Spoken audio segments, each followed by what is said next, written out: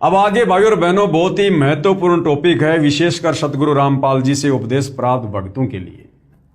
परम अक्षर ब्रह्म अर्थात सत्य पुरुष यानी कबीर देव के अवतारों की जानकारी। अब आपने ऊपर पढ़ा काल ब्रह्म के अवतारों की जानकारी, यानी ये काल किस प्रकार से यहां पर अवतार भेजता है और उसके अवतार यहां पर किस प्रकार से शांति स्थापना करने की चेष्टा करते हैं। उसके बाद परम अक्षर ब्रह्म यानी सर्वश्रेष्ठ परमात्मा सत्य पुरुष यानी कबीर देव के अवतारों की जानकारी। अब कबीर देव भगवान इस ज्ञान गंगा पुस्तक के अनुसार, जो ज्ञान गंगा पुस्तक स्वयं सतगुरु रामपाल जी ने लिखी है, जिसमें अज्ञान और झूठ का लेस मात्र भी समावेश नहीं है, तो उस कबीर परमेश्वर जी के अवतार कौन होते हैं, किस प्रकार से अपना कार्य करते हैं, ये विशेष जानकारी सतगुरु रामपाल जी से उपदेश प्राप्त भक्तों के लिए है। परम अक्षर ब्रह्म अर्थात सत्य पुरुष के अवतारों की जानकारी। परम अक्षर ब्रह्म स्वयं पृथ्वी पर प्रकट होता है, बिल्कुल क्लियर लिख दिया गुरुदेव भगवान ने इस ज्ञान गंगा पुस्तक में। सुई की नोक रखने जितना भी अज्ञान नहीं है, झूठ नहीं है। यदि आप सतगुरु रामपाल जी के भगत हैं, उनके फॉलोवर हैं, तो आपको ये भली बात ही पता होना चाहिए कि ये पवित्र पुस्तक ज्ञान गंगा सतगुरु रामपाल जी के सत्संगों का संग्रह है। और सतगुरु रामपाल जी ने स्वयं अपने सत्संग में कहा है कि बच्चों, ये जो ज्ञान गंगा पुस्तक है, ये मेरी आत्मा है, मेरी आत्मा, इसे साक्षात अपना गुरु ही समझ लेना। मेरा निवेदन है सारी पृथ्वी के मानव से। दास ने एक पुस्तक लिखी है, 2-3 पुस्तकें हमारी मेन, एक तो ज्ञान गंगा है। इस ज्ञान गंगा को जो पढ़ लेगा जी ला के, उसकी 101 पीढ़ी पार हो जाएगी। 101 पीढ़ी।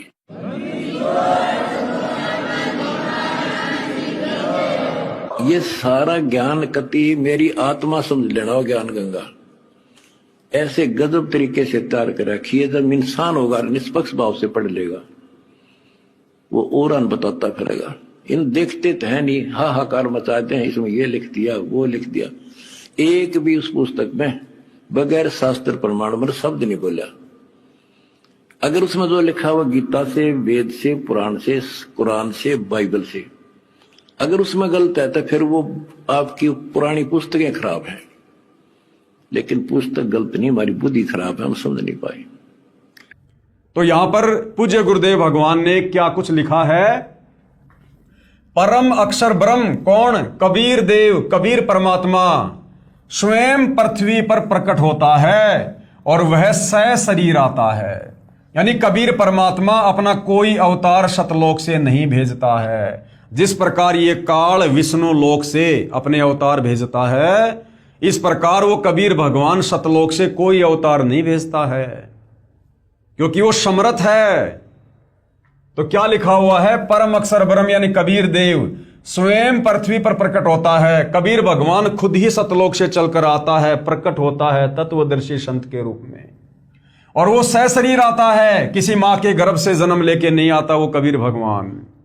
इसलिए दास बारंबार विनती करता है, प्रार्थना करता है कि सतगुरु रामपाल जी के सत्संगों को भगत भाई बहनों ने ध्यान से सुनना चाहिए। हम सतगुरु रामपाल जी को भगवान कहते हैं, कबीर परमात्मा कहते हैं, तो क्या कबीर परमात्मा किसी मां के गर्भ से जन्म लेकर आएगा? बिल्कुल नहीं भाई और बहनों। इस परमेश्वर के खेल बड़े अजब गजब हैं, निराले हैं। इनकी लीलाओं को यदि समझना है तो आपने पतिव्रता पद पर आना पड़ेगा। एक साधे सब सदें, सब साधे सब जाए, और माली सींचे मूल को फले फूले अघाए। तो यहां पर परमेश्वर रामपाल जी ने परम अक्षर ब्रह्म के अवतार के विषय में बिल्कुल क्लियर कर दिया है कि परम अक्षर ब्रह्म यानी कबीर भगवान सतलोक से किसी को भी अवतार बनाकर नहीं भेजता है, किसी भी आत्मा को अपने अंश अवतार के रूप में नहीं भेजता है। परम अक्षर ब्रह्म स्वयं पृथ्वी पर प्रकट होता है, वह सशरीर आता है, किसी मां के गर्भ से जन्म लेकर नहीं आता। जैसे रामचंद्र जी अर्थात विष्णु जी जन्म लेते हैं, त्रेता युग में कौशल्या के गर्भ से जन्म लिया, द्वापर में देवकी के गर्भ से जन्म लिया, परंतु कबीर भगवान जो धरती पर गुरु की भूमिका करते हैं, सतगुरु बनकर आते हैं, तत्वदर्शी संत बनकर आते हैं, ये स्वयं ही सतलोक से चलकर आते हैं, स्वयं ये प्रकट होते हैं और शय शरीर आते हैं। ये किसी मां के गर्भ से जन्म लेकर नहीं आते और शय शरीर लौट जाता है। आगे क्या करें गुरुदेव कि शय शरीर आते हैं और शय शरीर ही जाते हैं। जैसे 650 साल पहले कबीर परमात्मा जी सन 1398 में काशी के लहर तारा तालाब में शिशु रूप में सतलोक से चलकर प्रकट हुए और अंत में सन 1518 में लीला करते हुए मगर से शय शरीर सतलोक को गमन कर गए। तो भाई और बहनों, कबीर परमात्मा जो तत्वदर्शी संत की भूमिका करते हैं वो शय शरीर आते हैं और शय शरीर ही जाते हैं। उनकी लीलाओं को हमने उनके विशेष आशीर्वाद से ज्ञान को आधार बनाकर ही समझना है। और शय शरीर लौट जाता है, यह लीला वह परमेश्वर, कौन परमेश्वर? कबीर देव परम अक्षर पुरुष 2 प्रकार से करता है। कैसे करता है? नंबर 1, प्रत्येक युग में यानी सतयुग, त्रेता युग, द्वापर और कलयुग, प्रत्येक युग में शिशु रूप में किसी सरोवर में कमल के फूल पर वन में प्रकट होता है। वहां से निसंतान दंपत्ति उसे उठा ले जाते हैं, फिर लीला करता हुआ बड़ा होता है तथा आध्यात्मिक ज्ञान प्रचार करके अधर्म का नाश करता है। संहार नहीं करता। परमात्मा तत्वदर्शी संत कबीर भगवान राम और श्री कृष्ण जी की तरह संहार नहीं करता है। शांति स्थापित करने के लिए परमात्मा अपने तत्व ज्ञान रूपी हथियार का सहारा लेता है।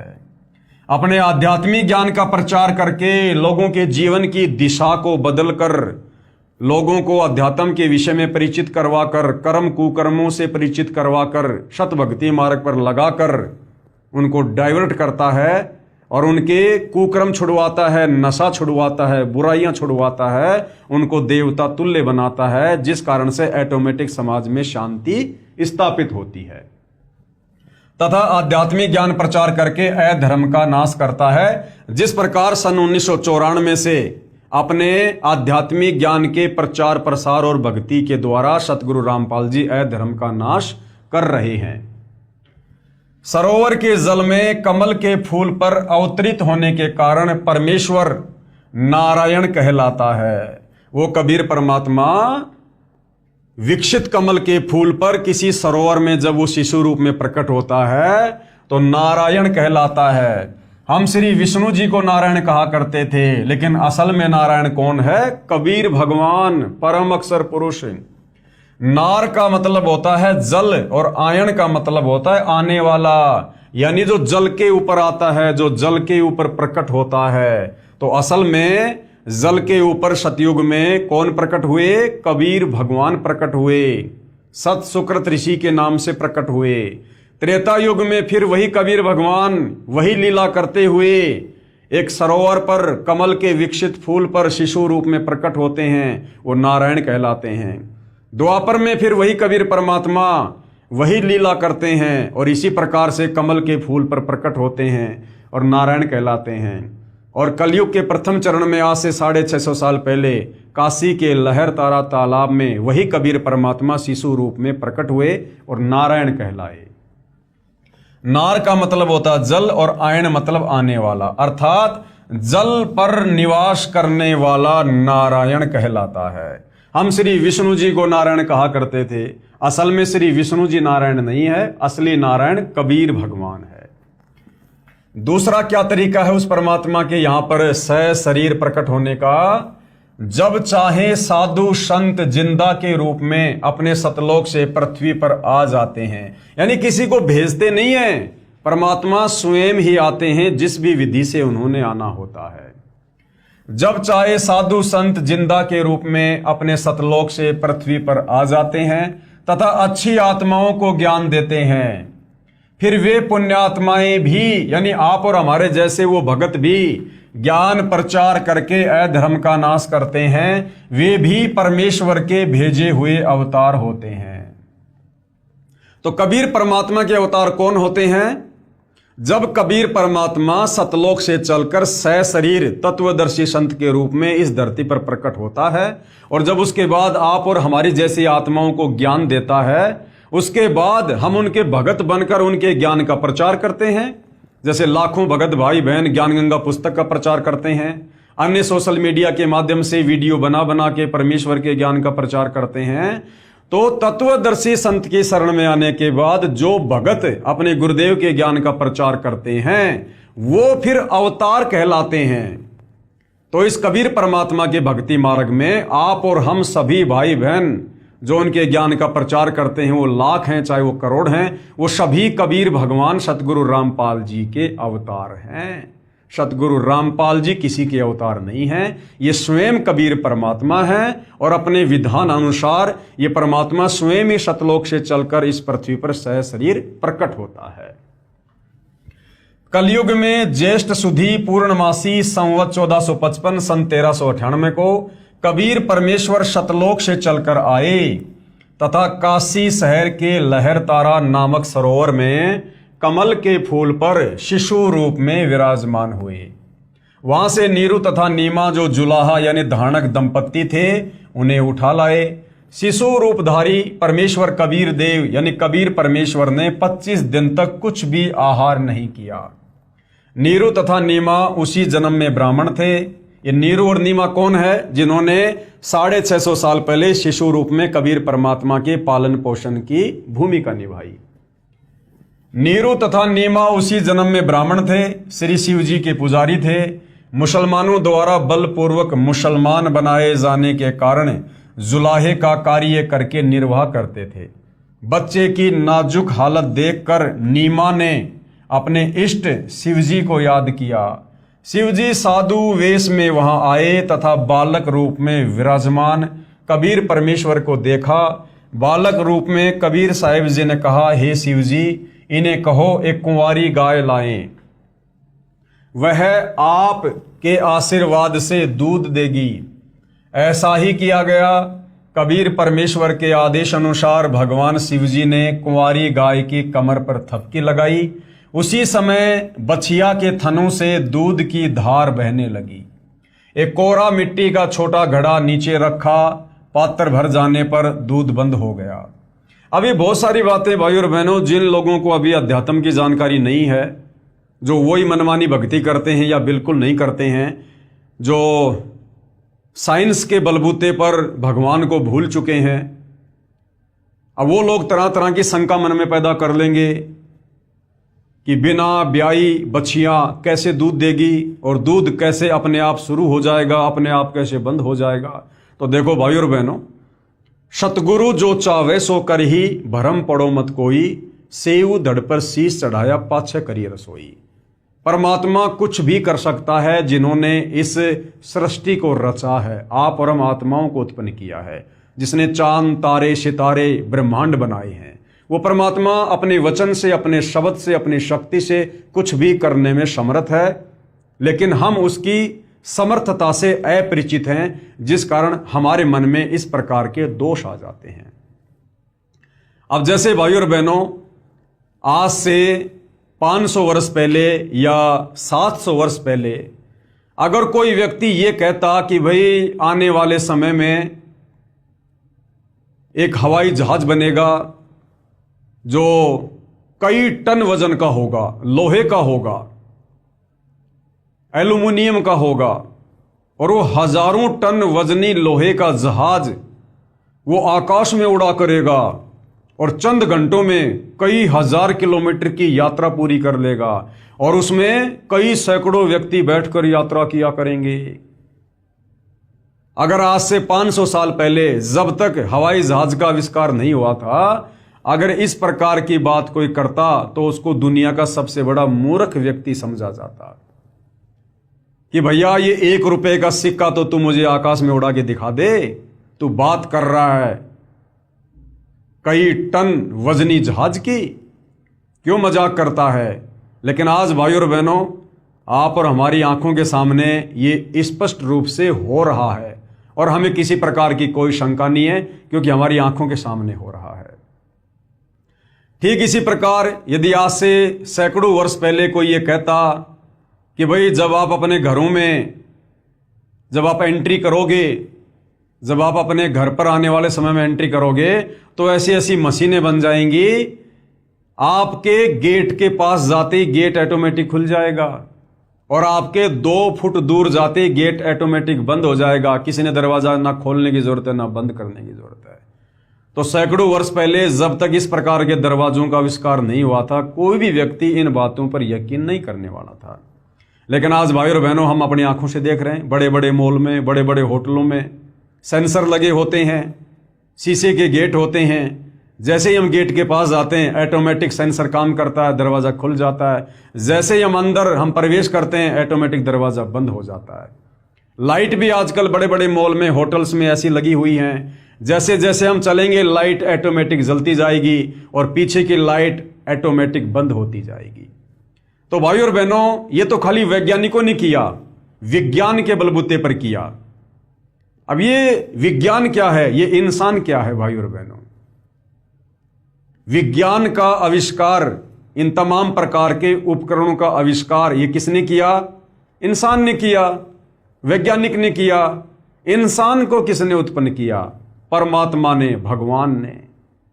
तो भाई और बहनों, जब भगवान के द्वारा उत्पन्न किया गया एक मिट्टी का एक पुतला, जब इतना सब कुछ उसी भगवान के द्वारा दी गई उस बुद्धि आधार से, विज्ञान के माध्यम से जब इतना सब कुछ कर सकता है, तो सोचिए उस इंसान को बनाने वाला परमात्मा, उसके पास कितनी बुद्धि होगी, उसके पास कैसे कैसी सिद्धि होंगी, वो क्या कुछ नहीं कर सकता है।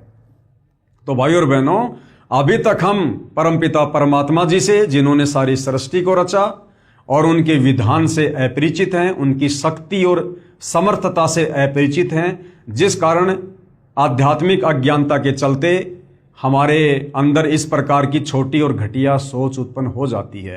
परंतु जब हम सतगुरु रामपाल जी के सत्संग सुनेंगे, धर्मशास्त्रों से परिचित होंगे, परमेश्वर के विधान और उसकी समर्थता से परिचित होंगे, तो हमारे मन में कभी भी इस प्रकार की शंका फिर नहीं होगी। तो क्या कहा गया है? उसी समय बछिया के थनों से दूध की धार बहने लगी। एक कोरा मिट्टी का छोटा घड़ा नीचे रखा, पात्र भर जाने पर दूध बंद हो गया। फिर प्रतिदिन पात्र थनों के नीचे करते ही बछिया के थनों से दूध निकलता। आप जी देखते होंगे दिल्ली में जो मदर डेयरी है, मदर डेयरी पर लोग अपना लोटा लेकर, कोई भी अपना जो पात्र है उसको लेकर दूध लेने जाते हैं। और मदर डेयरी पर क्या सिस्टम है, आपने अगर 20 रुपए का दूध चाहिए, आप जी 20 रुपए मदर डेयरी के अंदर बैठे व्यक्ति को देंगे। और बाहर जो एक वो टूटी लगी होती है, टूटी जो एक नल लगा होता है, आप उसके नीचे अपने उस पात्र को रख देते हैं और अंदर बैठा व्यक्ति 20 रुपए का कितना दूध आएगा वो मशीन का बटन दबा देता है, तो 20 रुपए का दूध ऑटोमेटिक उस नल के द्वारा आपके पात्र में आ जाता है। और जैसे ही 20 रुपए का दूध जब उस पात्र में डाल दिया जाता है, तो ऑटोमेटिक उस मशीन के माध्यम से दूध आना बंद हो जाता है। तो भाई और बहनों, वो परमपिता परमात्मा क्या नहीं कर सकता? सब कुछ कर सकता है। फिर प्रतिदिन पात्र थनों के नीचे करते ही बछिया के थनों से दूध निकलता। उसको परमेश्वर कबीर जी पिया करते थे। जुलाहे के घर परवरिश होने के कारण बड़े होकर परमेश्वर कबीर जी भी जुलाहे का कार्य करने लगे तथा अपनी अच्छी आत्माओं को मिले, उनको तत्व ज्ञान समझाया। यानी 650 साल पहले 64 लाख आत्मा कबीर परमात्मा की शरण में आई, उनको परमेश्वर जी ने ज्ञान समझाया तथा स्वयं भी तत्व ज्ञान प्रचार करके अधर्म का नाश किया। तथा जिन जिन को परमेश्वर जिंदा महात्मा के रूप में मिले, कबीर परमात्मा अन्य रूप में जिंदा बाबा का रूप बनाकर, जो जिंदा वेशधारी विशेषकर मुसलमान धर्म में होते हैं, तो जिंदा बाबा का रूप बनाकर भी कबीर परमात्मा समय समय पर अपनी अच्छी आत्माओं को ज्ञान समझाने के लिए मिलते रहते हैं। उनको सचखंड यानी सतलोक में ले गए तथा फिर वापस छोड़ा, उनको आध्यात्मिक ज्ञान दिया तथा अपने से परिचित करवाया। वे उस परमेश्वर यानी सत्य पुरुष कबीर देव के अवतार थे। तो कबीर परमात्मा के अवतार कौन होते हैं और कैसे होते हैं, यहां पर समझाया गया है। जब कबीर परमात्मा धरती पर आता है, जिंदा बाबा के रूप में आता है और जिन जिन अच्छी आत्माओं को कबीर भगवान मिलता है उनको ज्ञान समझाता है, सतलोक दिखाता है, जैसे धर्मदास जी, गरीबदास जी, मलुकदास जी, नानक जी, इन तमाम आत्माओं को परमात्मा मिले, अपने विधान से परिचित करवाया, इन आत्माओं को सतलोक लेकर गए, फिर इनको वापस छोड़ा और परमात्मा से परिचित होकर फिर उन तमाम आत्माओं ने भी वही ज्ञान आगे प्रचारित किया और वो तमाम आत्मा फिर क्या कहलाई? कबीर भगवान के अवतार। तो कबीर भगवान के अवतार यहीं पर तैयार होते हैं, सतलोक से नहीं आते हैं। जिनको कबीर परमात्मा अपना ज्ञान समझाता है, अपना विधान समझाता है और वो आत्माएं फिर उस कबीर भगवान की तरह उस तत्व ज्ञान का आगे प्रचार करती हैं, वो उस कबीर भगवान के अवतार कहलाते हैं। उनको आध्यात्मिक ज्ञान दिया तथा अपने से परिचित कराया, वे उस परमेश्वर यानी सत्य पुरुष कबीर के अवतार थे। उन्होंने भी परमेश्वर से प्राप्त ज्ञान के आधार से अधर्म का नाश किया। वे अवतार कौन कौन हुए हैं, उन अवतारों की जानकारी दी जा रही है भाई और बहनों। यानी कबीर भगवान के अवतार कौन कौन हुए हैं। आदरणीय धर्मदास जी, तो आदरणीय धर्मदास जी जिनको कबीर भगवान के अवतार की संज्ञा दी गई है, ये सतलोक से नहीं आए थे, इनको कबीर जी ने सतलोक से नहीं भेजा था। इनको यहीं पर आकर कबीर जी ने ज्ञान समझाया, फिर इनको सतलोक लेकर गए, फिर वापस छोड़ा, फिर धर्मदास जी ने कबीर जी के ज्ञान का प्रचार किया, तो कबीर जी के अवतार कहलाए। तो पहले अवतार कौन? आदरणीय धर्मदास जी। आदरणीय मलुकदास जी को भी परमात्मा ने इसी प्रकार से ज्ञान समझाया और ये भी कबीर परमात्मा के अवतार कहलाए। आदरणीय नानक देव साहिब जी जो कि सिख धर्म के प्रवर्तक, इनको भी कबीर परमात्मा बेई नदी पर मिले, सचखंड लेकर गए, फिर वापस छोड़ा। इन्होंने भी उनके ज्ञान का प्रचार किया और ये भी कबीर जी के अवतार कहलाए। आदरणीय दादू साहिब जी, दादू पंथ के प्रवर्तक, आदरणीय दादू जी को भी इसी प्रकार से कबीर भगवान मिले, उनको ज्ञान दिया, फिर इन्होंने आगे कबीर जी के ज्ञान का प्रचार किया, तो ये भी कबीर जी के अवतार कहलाए। आदरणीय गरीबदास साहिब जी, गांव छुडानी, जिला झज्जर, हरियाणा वाले, तथा आदरणीय घीसा दास साहिब जी, गांव खेकड़ा, जिला मेरठ, उत्तर प्रदेश वाले, ये उपरोक्त सर्व अवतार ये क्या है? सभी अवतार हैं। किसके? परम अक्षर ब्रह्म सत्य पुरुष कबीर जी के थे। अपना कार्य करके चले गए, अधर्म का नाश किया। अब बताओ भाइयों और बहनों, ये तमाम आत्माएं आदरणीय गरीबदास जी, मलुकदास जी, दादू जी, घीसा जी, नानक जी, धर्मदास जी, जिनको कबीर परमात्मा जी सतलोक से चलकर इस पृथ्वी लोक पर मिले, अपना तत्व ज्ञान समझाया। इन्होंने परमेश्वर के तत्व ज्ञान को समझा, उसके बाद आगे उस तत्व ज्ञान का प्रचार किया और ये क्या कहलाए? परमात्मा के अवतार। अब जो भाई बहन सतगुरु रामपाल जी को कबीर जी का अवतार कह रहे हैं, तो उनसे मैं एक छोटा सा सवाल करूंगा कि सतगुरु रामपाल जी को कबीर परमात्मा कब मिले, कब उनको ज्ञान दिया, कब उनको तत्व ज्ञान समझाया, जिस कारण से आप सतगुरु रामपाल जी को कबीर जी का अवतार कह सकते हैं। आप जी कहोगे साहब सन 1997 में सतगुरु रामपाल जी को कबीर परमात्मा मिले, लेकिन सतगुरु रामपाल जी तो 1994 से तत्व ज्ञान दे रहे हैं, सन 1994 से ही तत्व ज्ञान का प्रचार कर रहे हैं, नाम दीक्षा दे रहे हैं, जबकि आपके अनुसार सतगुरु रामपाल जी को तो कबीर जी 1997 में मिले। अगर कबीर जी 1997 में मिले तो भाई 1997 से 5 साल पहले 1994 से फिर सतगुरु रामपाल जी कौन से ज्ञान का प्रचार कर रहे थे, कौन से तत्व ज्ञान का प्रचार कर रहे थे? वो तो लोगों को नाम दीक्षा भी दे रहे थे, सतनाम भी दे रहे थे, सारनाम भी दे रहे थे, तत्व ज्ञान का प्रचार कर रहे थे, सूक्ष्म वेद का प्रचार कर रहे थे। और ना ही कबीर परमात्मा आप लोगों के अनुसार जब 1997 में सतगुरु रामपाल जी को मिले तो वो तो चंद समय के लिए मिले थे। आप लोगों के अनुसार चंद समय के लिए मिले थे, वो तो उसके बाद अंतर्ध्यान हो गए। तो उन्होंने कब ज्ञान समझाया, कैसे ज्ञान समझाया? धर्मदास जी को तो कबीर भगवान ने सैकड़ों वर्ष ज्ञान समझाया। नानक जी को कबीर परमात्मा ने कई वर्षों तक ज्ञान समझाया। तो भाई और बहनों, सतगुरु रामपाल जी कबीर परमेश्वर जी के अवतार नहीं हैं, क्योंकि अवतार को आत्मा कहा जाता है। आत्मा, जैसे धर्मदास जी एक आत्मा थी, दादू जी एक आत्मा थी, जिनको कबीर परमात्मा सतलोक से चलकर आए, उनको मिले, उनको ज्ञान समझाया। परंतु सतगुरु रामपाल जी परमात्मा है, परमात्मा। आत्मा होती है जीव और परमात्मा होता है भगवान। तो भाई और बहनों, सतगुरु रामपाल जी तो आप भाई बहनों के अनुसार सन 1997 में कबीर भगवान के मिलने से पहले से ही तत्व ज्ञान का प्रचार कर रहे हैं, लोगों को दीक्षा दे रहे हैं। तो सतगुरु रामपाल जी स्वयं कबीर भगवान हैं, ये कबीर जी के अवतार नहीं हैं। दास विनती करेगा, प्रार्थना करेगा, आप सतगुरु रामपाल जी के सत्संगों को गहराई से समझने का प्रयत्न कीजिएगा। यदि आप गुरुदेव भगवान से सद्बुद्धि की भिक्षा मांगोगे तो परमेश्वर अवश्य आप जीव का ज्ञान योग खोलेंगे और आपको अपने गुरुदेव भगवान की वास्तविक परमात्मा वाली स्थिति का ज्ञान होगा। उपरोक्त सभी अवतार परम अक्षर ब्रह्म सत्य पुरुष यानी कबीर जी के थे। अपना कार्य करके चले गए, अधर्म का नाश किया, जिस कारण से जनता में बहुत समय तक बुराई नहीं समाई। वर्तमान में संतों की कमी नहीं, परंतु शांति का नामो निशान नहीं। कारण यह है कि इन संतों की साधना यानी भक्ति शास्त्रों के विरुद्ध है, गीता जी के विरुद्ध है, वेदों के विरुद्ध है।